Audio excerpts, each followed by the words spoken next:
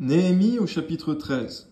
Dans ce temps, on lut en présence du peuple, dans le livre de Moïse, et l'on y trouva écrit que l'Ammonite et le Moabite ne devraient jamais entrer dans l'assemblée de Dieu, parce qu'ils n'étaient pas venus au-devant des enfants d'Israël avec du pain et de l'eau, et parce qu'ils avaient appelé contre eux à prix d'argent Balaam, pour qu'ils les maudissent. Mais notre Dieu changea la malédiction en bénédiction, gloire à Dieu.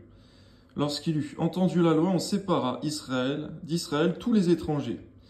Avant cela, le sacrificateur Eliashib, établi dans les chambres de la maison de notre Dieu et parent de Tobija, avait disposé pour lui une grande chambre où l'on mettait auparavant les offrandes, l'encens, les ustensiles, la dîme du blé, du mou et de l'huile, ce qui était ordonné pour les Lévites, les chantres et les portiers, et ce qui était prélevé pour les sacrificateurs. Je n'étais point à Jérusalem quand tout cela eut lieu, car j'étais retourné auprès du roi la 32e année d'Artaxercès, roi de Babylone. C'est vrai, Seigneur, parfois, lorsque nous sommes assignés à l'œuvre de Dieu et que nous partons pour travailler dans le monde, lorsque parfois cela est financièrement nécessaire, il y en a qui font du grand n'importe quoi dans l'œuvre de Dieu, qui mettent du désordre dans ta maison et qui volent l'argent destiné à ceux qui te servent. Je te prie, Seigneur, au nom de Jésus, que toujours soit établi sur ton peuple des dirigeants fidèles qui mettent de l'ordre et qui gardent l'ordre dans ta maison. Amen. À la fin de l'année, j'obtins du roi la permission de revenir à Jérusalem. Et je m'aperçus du mal qu'avait fait Eliashib en disposant une chambre pour Tobija, dans les parvis de la maison de Dieu. J'en éprouvais un vif déplaisir, et je jetai hors de la chambre tous les objets qui appartenaient à Tobija. J'ordonnai qu'on purifie les chambres, et j'y replaçai les ustensiles de la maison de Dieu, les offrandes et l'encens. Merci Seigneur, car nous voyons, Seigneur, le zèle de Néhémie, ton serviteur, dans le peu de temps où il a gouverné, où il a été là, Seigneur, il a beaucoup agi, avec beaucoup de zèle et d'empressement pour ta maison. Que nous aussi nous soyons zélés comme Néhémie pour faire ton œuvre, avec bienveillance et avec beaucoup d'empressement. Amen. J'appris aussi que les portions des Lévites n'avaient point été livrées, et que les Lévites et les chantres, chargés du service, étaient enfuis, chacun dans son territoire. Je fis des réprimandes aux magistrats, et je dis, pourquoi la maison de Dieu a-t-elle été abandonnée ? Et je rassemblai les Lévites et les chantres, et je les remis à leur poste. Alors, tout Juda apporta dans les magasins la dîme du blé, du mou et de l'huile. Je confiai la surveillance des magasins à Shélémia, le sacrificateur, à Tsadok le scribe, et à Pédaja, l'un des Lévites, et je leur adjoignis Hanan, fils de Zakur, fils de Matania, car ils avaient la réputation d'être fidèles. Que notre réputation à nous aussi, Seigneur, soit d'être trouvés fidèles. Et c'est ainsi, Seigneur, que nous serons mis à ton service. Amen. Ils furent chargés de faire les distributions à leurs frères. Souviens-toi de moi, ô mon Dieu, à cause de cela, et n'oublie pas mes actes de piété à l'égard de la maison de mon Dieu et des choses qui doivent être observées.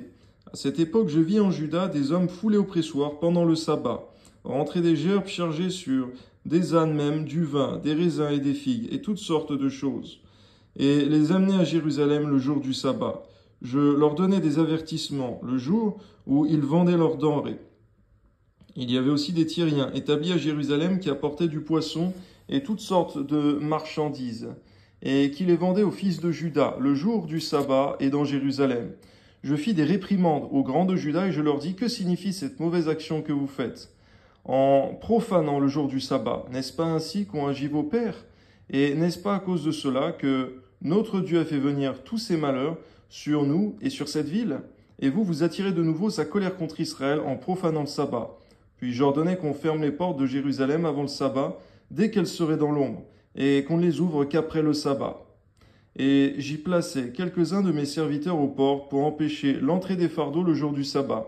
Alors les marchands et les vendeurs de toutes sortes de choses passèrent une ou deux fois la nuit hors de Jérusalem. Je les avertis en leur disant, pourquoi passez-vous la nuit devant la muraille? Si vous le faites encore, je mettrai la main sur vous.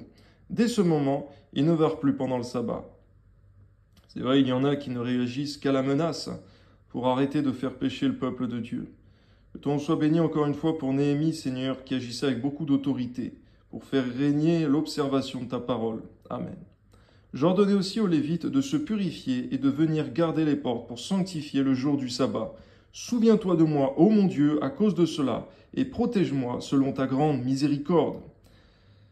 À cette même époque, je vis des Juifs qui avaient pris des femmes asdodiennes, ammonites, moabites. La moitié de leurs fils parlaient l'asdodien et ne savaient pas parler l'hébreu. Ils ne connaissaient que la langue de tel ou tel peuple. Je leur fis des réprimandes, et je les maudis. J'en frappai quelques-uns, je leur arrachai les cheveux, et les fis jurer au nom de Dieu en disant, vous ne donnerez pas vos filles à leurs fils, et vous ne prendrez point leurs filles pour vos fils, ni pour vous. N'est-ce pas en cela qu'a péché Salomon, roi d'Israël? N'y avait-il point de roi semblable à lui parmi la multitude des nations? Il était aimé de son Dieu, et Dieu l'avait établi roi sur tout Israël. Néanmoins, les femmes étrangères l'entraînèrent aussi dans le péché. C'est vrai, Seigneur mon Dieu, en voilà un qui connaissait l'histoire des rois d'Israël, qui connaissait la parole de Dieu, qui connaissait les fautes passées qu'il ne fallait pas reproduire. Donne-nous d'être versés dans les Écritures comme Néhémie, afin de prendre leçon sur les serviteurs de Dieu dans le passé qui ont chuté et où il ne faut pas reproduire les mêmes erreurs, comme Salomon. Donne-nous de prendre véritablement instruction de ce qui est écrit dans ta parole, comme l'a fait Néhémie. Que ton nom soit béni. Amen. Faut-il donc apprendre à votre sujet que vous commettez un aussi grand crime et que vous péchez contre notre Dieu en prenant des femmes étrangères? Un des fils de Jojada, fils d'Eliashib, le souverain sacrificateur, était gendre de Sambala, le Horonite, et je le chassai loin de moi. Souviens-toi d'eux, ô mon Dieu, car ils ont souillé le sacerdoce et l'alliance contractée par les sacrificateurs et les Lévites. Je les purifiai de tout étranger, et je remis en vigueur ce que devaient observer les sacrificateurs et les Lévites, chacun dans sa fonction, et ce qui concernait l'offrande du bois aux époques fixées, de même que les prémices. Souviens-toi favorablement de moi, ô mon Dieu.